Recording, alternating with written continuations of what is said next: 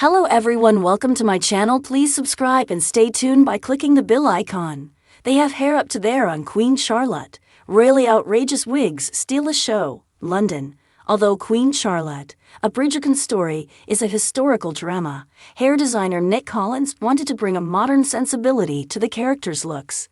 The series alternates between dual timelines of 1761 and 1817, but Collins incorporated inspiration from recent decades, especially the 1970s, in her designs.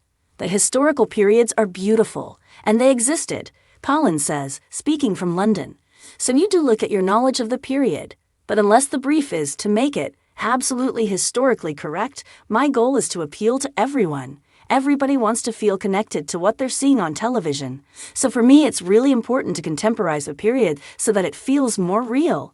Look at the wedding scene for Queen Charlotte. She has a beautiful full afro picked out to the maximum height, but at the front she has period-style rolls. Something like that is a real mix. Coming on to Queen Charlotte, a prequel to Bridgerton, Collins had the added challenge of designing for characters the audience already knows. In a later timeline, Golda Rochefoucauld reprised her role as Queen Charlotte, as did Adjo Ando as Lady Danbury and Ruth Gemmell as Violet Bridgerton. That meant Collins needed to create a continuation of their familiar looks, but also imagine how they might have been styled as young women. We based them on the Bridgerton characters and looked at their styles, and we didn't change the hair color, but we adapted their styles to the show that we're working on, Collins says. We spoke to the actors as well, about what choices have been made and why those choices were made on Bridgerton. It had to flow. With Queen Charlotte in particular, Collins wanted it to feel like the 16 intricate, custom wigs Rochefoucauld wears could fit seamlessly within a larger collection owned by the character. She and her team maintained the color palette and general shape as those previously worn by the actor on Bridgerton, while also bringing in their own flair. If you look closely, the wig details visually evoke narrative or emotional themes. We looked at the storylines and went, oh, what can we take from this event or the storyline? How can we bring this into a wig? Collins recalls. In episode 6, it's about fertility and not having heirs to the throne. She's desperate to keep this line going. So we put orchids on the back of the wig, which represent fertility. And at the opera, we put 2 little lovebirds on the top of her wig. She's watching this beautiful opera and thinking about George and loneliness. Collins also wanted to establish a through line between the elder Charlotte and her younger self, played by India Amartefio. The later episodes, where Charlotte wears 2 more ostentatious ball wigs, hint at her sartorial style to come.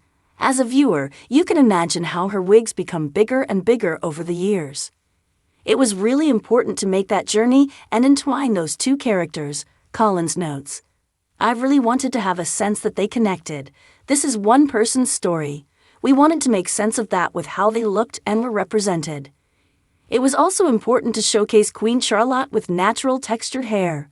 The team created 5 wigs for the younger version of the monarch, 3 of which recreated Amartefio's own hair. Although historically textured hair always existed, it's rarely portrayed on-screen, especially in period stories. But, as Collins points out, the style is completely accurate to the era. It's important to present these images and to represent people in their truth, she says. Textured hair is perfect for the 18th century because people didn't really have straight hair at all. We have straight hair now because we use shampoo and conditioners. But back then, everybody's hair would have been textured. Portraying authentic black hair is really important. It's important for audiences, it's important for the actors, and the response has been amazing. It's quite humbling to be able to have been part of this. Although Queen Charlotte is the primary focus of the series, Collins and her team had dozens of other key characters to design. They also created wigs for nearly 800 background actors. She estimates her team of 21 purchased and styled more than everybody to have their own look, she notes. We never doubled up on the wig. We created 1 wig per person so that everybody was individual to the hair, texture, or color. We probably made 30 a week during prep, and then it was ongoing throughout the production. Standing opposite Charlotte is King George, who is in the midst of a secretive mental health crisis when she arrives to marry him. When actor Corey Melfreist showed up on set, he had a very short hairstyle, which was left over from a previous role. There was some uncertainty about what the character should look like and how he should present himself, but ultimately everyone felt the short style suited George's state of mind. We did try some wigs on him, and everybody, including myself, came to the same conclusion. He looks great with the short hair. It just works, Colin says. And somebody who's going through what he's going through would have no interest in their hair. It's just there. We've seen the older King George, where he did have a wig on, but that's because it's ceremonial, and he's not in control of dressing himself. It made sense that the younger George was still very much in control of himself in most of the storyline when we first meet him. Collins, who previously won 2 Emmys for hairstyling on Downton Abbey, is delighted by the response to Queen Charlotte, a Bridgerton story, especially from fans.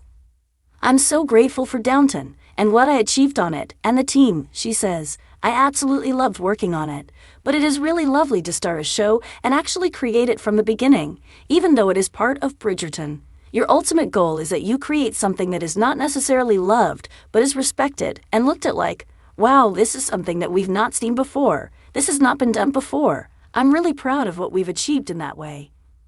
If you like the video, don't forget to like, comment, and share.